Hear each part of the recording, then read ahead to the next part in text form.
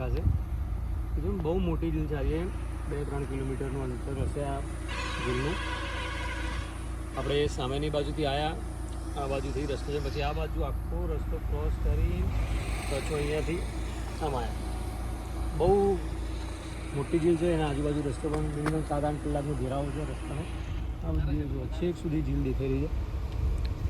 આ બાજુથી લઈને છેક આ બાજુ હજી પણ આપણા જે રસ્તો આ જે છે રસ્તો જઈ રહ્યો છે ઝીલના કિનારે કિનારે જવાનું છે. ઝીલ હજી કેટલી મોટી ઝીલ છે. મેં તમને 2-2.5 કિલોમીટર કીધું પણ મારા ખ્યાલથી તો હજી પણ બહુ મોટી છે. કેટલું? ઓહો, 10 કિલોમીટર ઉપર. આપણે શેરડી રસ પીવા બેઠા હતા એ આ દેખાતું નહીં આગળ વ્યૂ.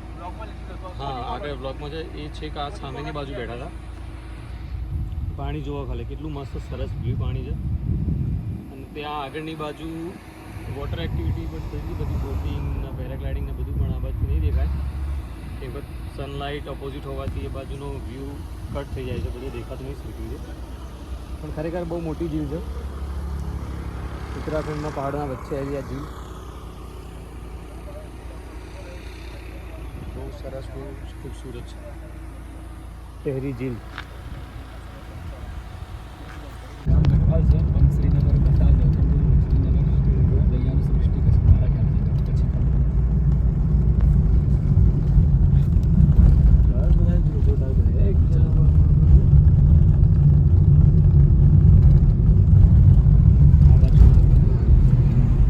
પહાડી પહાડી ઘર.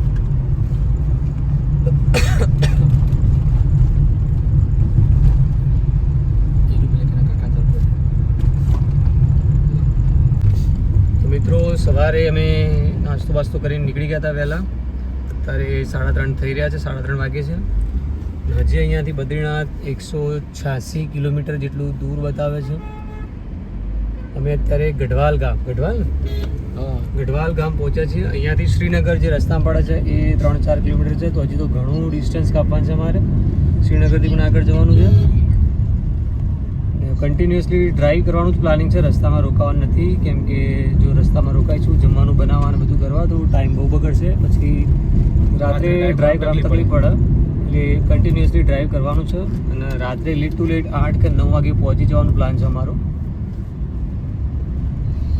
જો તમે આગળથી ગાડી આવો તો ડ્રાઈવર સાચી કરવું પડે છે. હા, નદી જુઓ, સરસ સરસ સરસ. નદી ને પહાડ આ બાજુ કોમન વસ્તુ છે.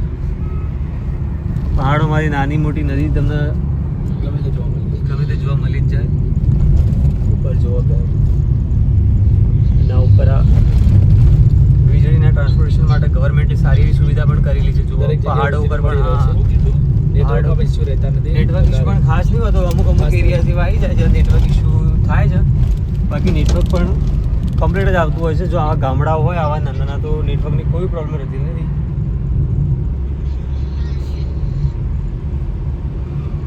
સારો વિકાસ થઈ રહ્યો છે આ બાજુ પણ.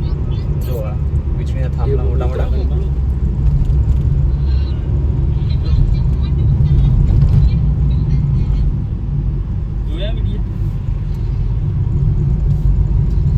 પહાડો કી રાણી.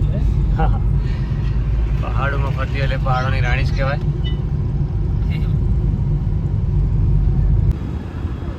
તો મિત્રો અહીંયા આગળ ધારી દેવીનું મંદિર છે. જો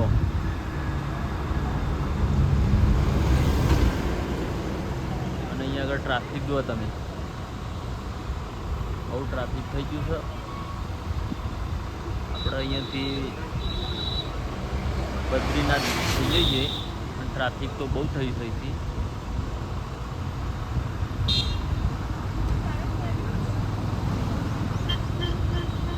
તો મિત્રો બહુ જોરદાર મંદિર છે ધારી દેવી માતાનું.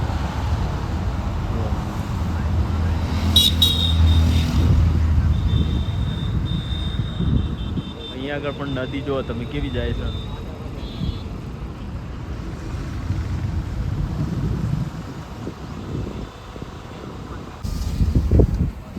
તો મિત્રો આપણે બદ્રીનાથ એટલે 150 કિલોમીટર બદ્રીનાથ બાકી છે.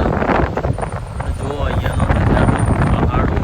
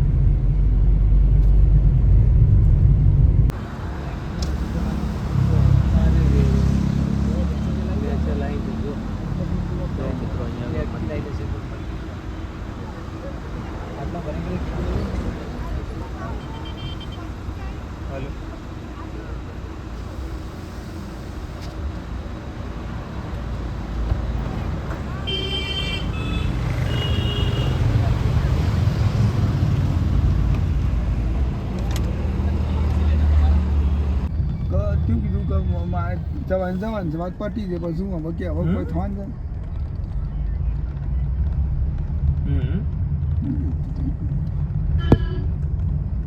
બરાબર અહીંયા તો મસ્ત ઠંડી શરાબ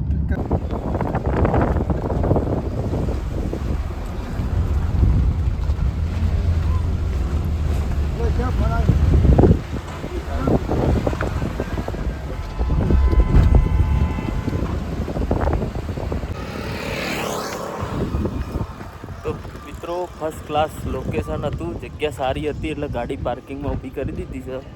અને આપણે પકોડી ખાવાની ઈચ્છા થઈ જઈ.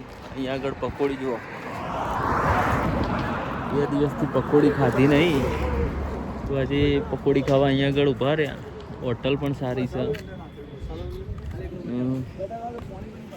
પકોડીનો ટેસ્ટ હોટલ પણ બહુ જોરદાર છે. ચા પણ પીધી નહીં, આપણે ચા પીવાની બાકી છે. પકોડી ખાવા જતા જયદીપને તે ચંપા થાય આપણે જોઈએ, પૂછી જોઈએ મિત્રો.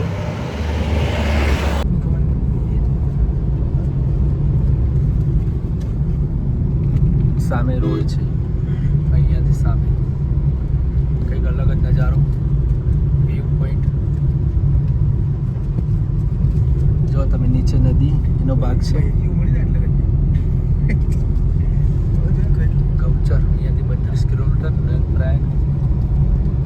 સામે મિત્રો રસ્તો જુઓ તમે કઈ રીતનો છે.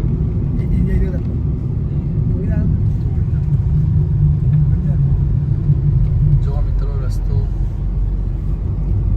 તમે જુઓ,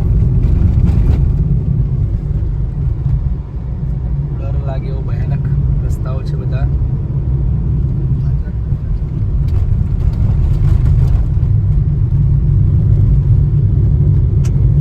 તો કમ્પ્લીટલી વિડીયોમાં કન્ટિન્યુ બન્યા રહો, બસ આવા જ રસ્તાઓ છે. તો મિત્રો જો આપણે બદ્રીનાથ જવાનું છે અને નીચે કેદારનાથ છે. કેદારનાથ 80 કિલોમીટર. આટલે પાછું આવવું પડશે. અહીંયા પાછું આવવું પડશે આપણે પહેલાં. તો આપણે અહીંયાથી બદ્રીનાથ જવાનું છે.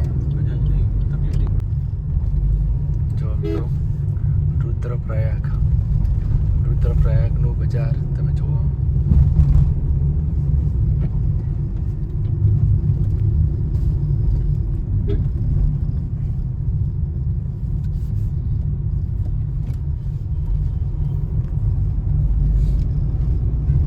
જો મિત્રો સામે પણ નદી જાય છે.